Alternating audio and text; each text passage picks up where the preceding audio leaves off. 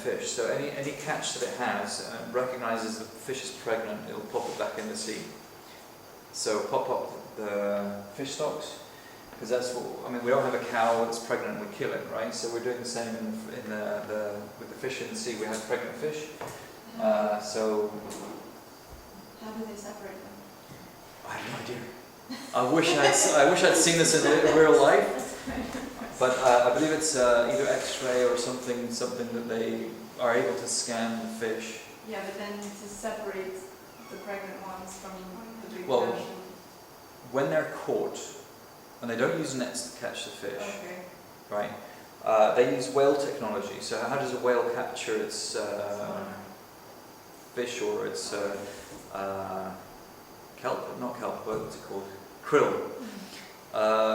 They go quite deep, could be even killer whales or whatnot, and they'll go in a circle and blow bubbles. And that will basically throw off the buoyancy of the fish and confuse the fish, and the fish will go to the surface and they go and have lunch. Pauli is doing this, right? On the Pauli. Sorry? When the Pauli told about this method. Yes, this is it. This is Yeah. from him, Gunther, yeah. So no more caviar, right?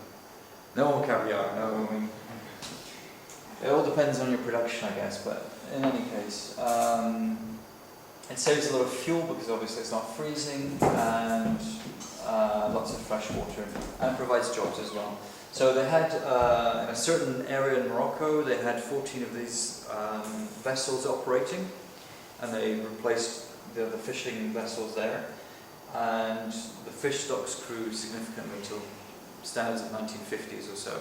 So levels of 1950. So we know it works. We're using basically, once we change our perspective of how we build our technologies and how we approach nature and all the rest of it, then you're looking at creating things like this, and this is what's going to pull us through. I mean, all of these type of, I mean, it's just a couple of examples, but it's a matter of changing our perspective. So energy-wise, like for in Cyprus, we could actually get pretty much energy independent if we didn't have, you know, if we really wanted to. So, so this is in Gussig in Germany, in Austria, sorry. It's a community of about 14 different small villages, and they came together and they said, okay, right now we're spending so much on our you know, heating and our electricity and so forth, and basically it's costing us about 6.2 million euros per year to sustain our services in this district. They're on the Austrian border, there was no industry there was no jobs there, people were leaving and so forth. So the communities came together and they said, okay, how can we change this? They incentivized zero taxes or whatnot for the type of businesses they wanted to attract. So one of them was a wood mill. They had also a biogas company come in with animals and so forth. So what they created was 3 different power stations that are powering their communities from the waste of different industries. So like the woodworking, they're building doors, they have a lot of wood waste, there's a lot of sawdust and so forth, it's pumped through about 1 kilometre long of piping, and it goes straight into power plant for that uses that as a source. So now they're basically from 91, where they were in desperate needs. By 2005, they basically had a gain of about 13 million euros of additional value, regional added value on their systems. So they've changed from the model where they're basically using all of these petrochemical sources, and they said, okay, we've got the sun, we've got forestry, we've got agriculture, we've got heating, electricity. We use these, like the forestry, to work with the wood to use the waste of, to produce energy, to provide these sources. Not only do they are they sufficient and self-sufficient, they also are gaining funds which they can resync back into the system to upgrade or whatnot. And their goal was to get independent from fossil fuel energy in order to strengthen the regional added value. This strategy can be adapted individually wherever resources are available. So that was their goal and they achieved it. El Hierro, this is one of the Spanish islands, Gran Canarias, I believe, that group. And it's the most southern island. Again, volcanic, has some good altitude, and they also wanted to become energy independent from Spain, because it was costing them a lot, importing oil and so forth. So they set up their wind, they had a distillation plant, and what they did was they created a dam, a reservoir, up at a very high elevation, and when there's wind power and solar power, they used the excess power to pump water up the mountain and into the reservoir. Then at night, or when it's not windy and so forth, when they need power, they allow it to fall down, and it drives turbines at the base of the mountain, which then the water is then recycled back up, so it's fresh water. So with this system, they're now no longer needing assistance for energy sources, and they're actually building an incredible example, because they're using the blue economy principles from Gunter Pauli to become, first in education, in land management, in food production, and so forth. So, very good resource to look into and bring on board. So again, the business model is another thing we can change. Is basically we have the way we look at cars. Like there are car companies that are building from waste of other cars. They're building their own cars and selling them. Also, they're building, like the Renault is building its engines or a lot of cars to be reused. So they'll take the engine, they'll use it in a car. It'll go for 10, 20 years. And then when the length of that car life is finished, they'll actually remove the engine, and it's designed so that they can just change a few parts and then sell it as a new engine or into a new car.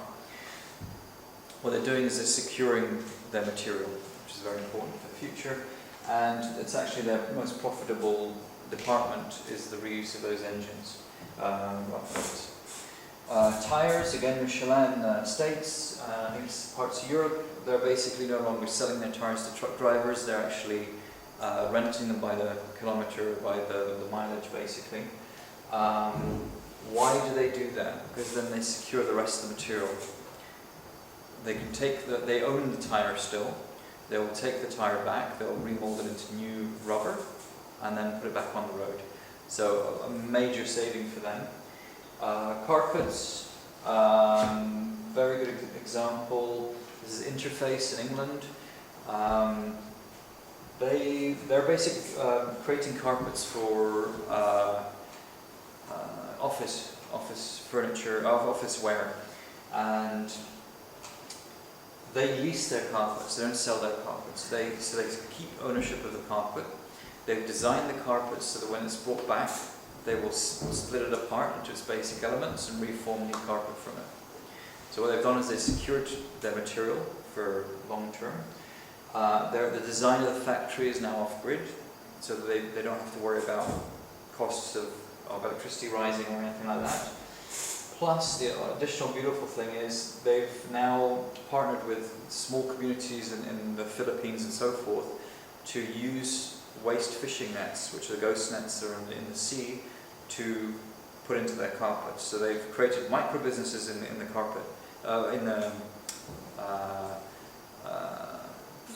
in the Philippines and so forth, giving them jobs and also clearing up the seas and oceans from that. So that's a new business model. They'll use that into their carpets. And again, rent versus ownership is again part of the circular economy model. Why buy a washing machine which you use for 3,000 washes? It's going to be cheaper to rent it. Basically, it'll cost you 12 cents a wash instead of 27 cents.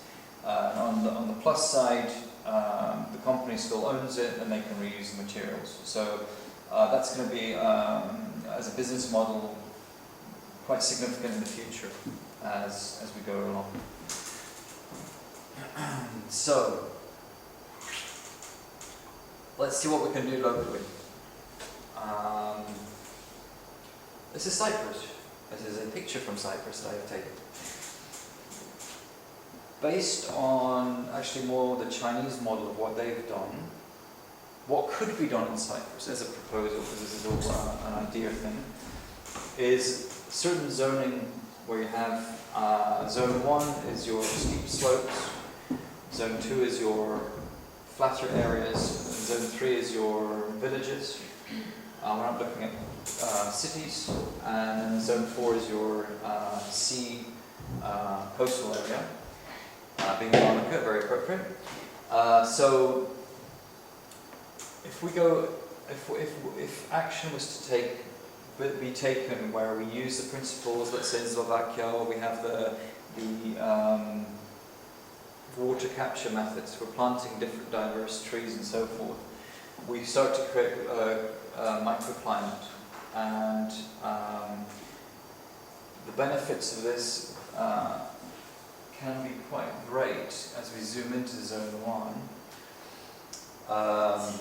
You could actually bring in the military youth, forestry department, create jobs, volunteers, EU funds for the action, and sequester carbon, which is also financially beneficial.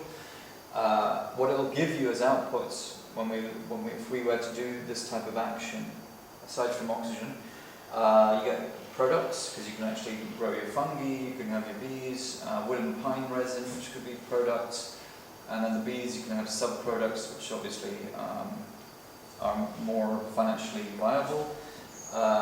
It also sets up research opportunities for reforestation in the region. So again, involving institutes, for example.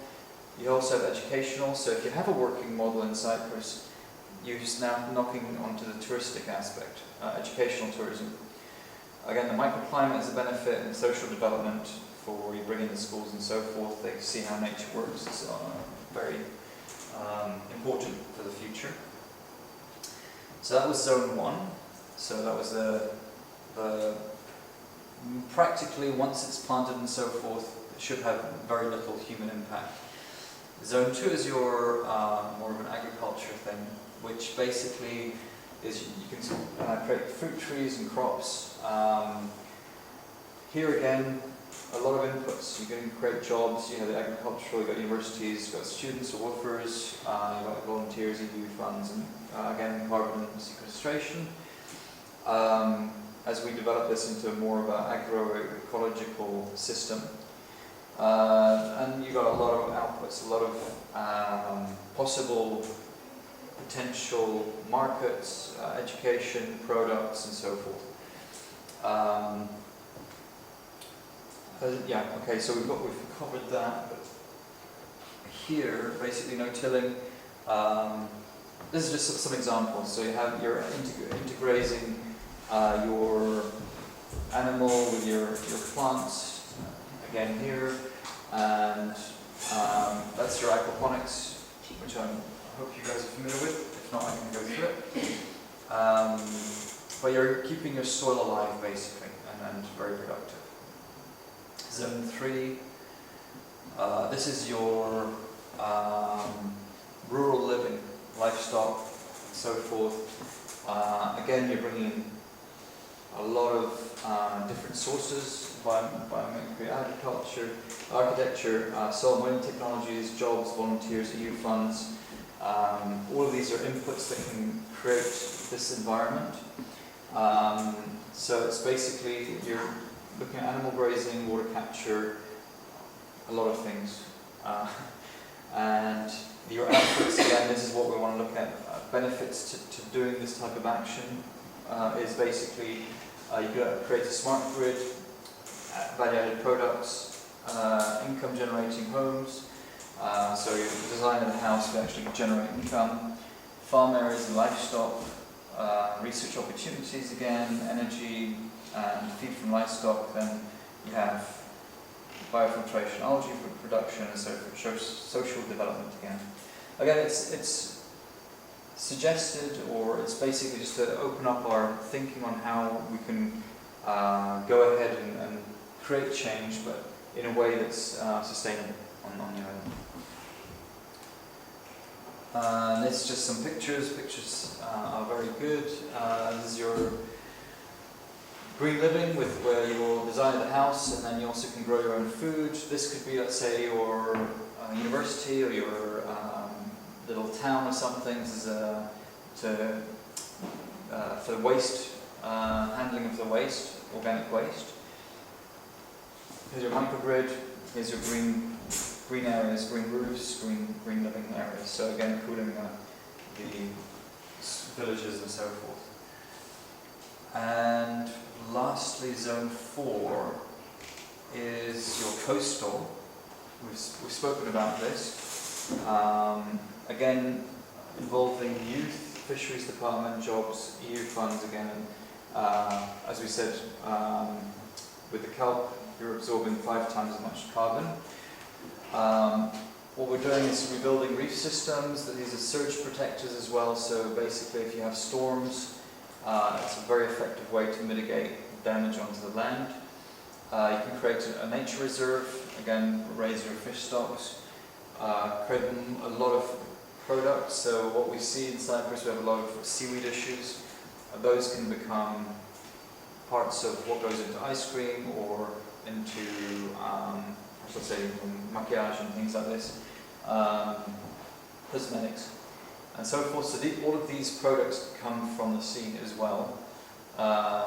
Again, research opportunities, jobs, and we're preventing also dead zones, which is zones which are too chemical, or actually don't have any oxygen for animal life or plant fish life. So one example is this. This is 3D farming. This is started in New England. That's what it looks like from above, which means it's not invasive, as you can sail through there. What they look like is actually it could be, let's say, a 10-meter depth. You're actually growing on 3 dimensions. So you're growing vertically and also on the base. And so if you're growing kelp and shellfish and so forth. So in 1 acre of 10, you have 10 tons of kelp, which and 150,000 shellfish. The kelp itself soaks up 5 times more carbon. We've mentioned that, which is amazing. Because as we're growing forests, you might as well grow forests underground and sink 5 times the amount of carbon. The shellfish themselves are efficient filtration. They will filter your water for heavy metals, for chemicals and things like that. So you'll clean your sea as well.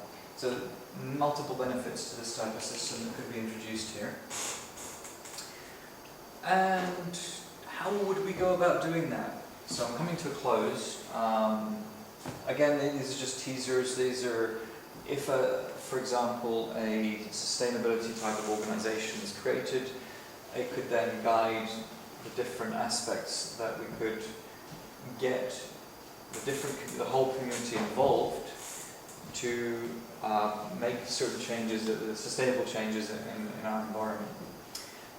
So it could be from educational. You can have a conference, you can have a sustainable conference local, work with the experts, building on the cities, reforestation using agroforestry methods, sustainable industries. You've got your startups, all focused on basically sustainable technologies, and so on and so forth. So basically, there's a lot of opportunity that then can knock on. You have your courses, you have involve local business and students to create, to come together for, let's say, a 2.5-day training, and they can offer solutions for local businesses, and so on and so forth. So there's a lot of things. You can involve the government, the army, educational institutions, tax, also added tax to possibly fund this, and so forth. So that's it. I believe it would be great to have Cyprus, as an island that is as small as it is, where it's located is strategic in the world. It's small enough that we can do a lot of change here with a minimal impact. So if something similar to what was presented here could be implemented in Cyprus, then it would be like a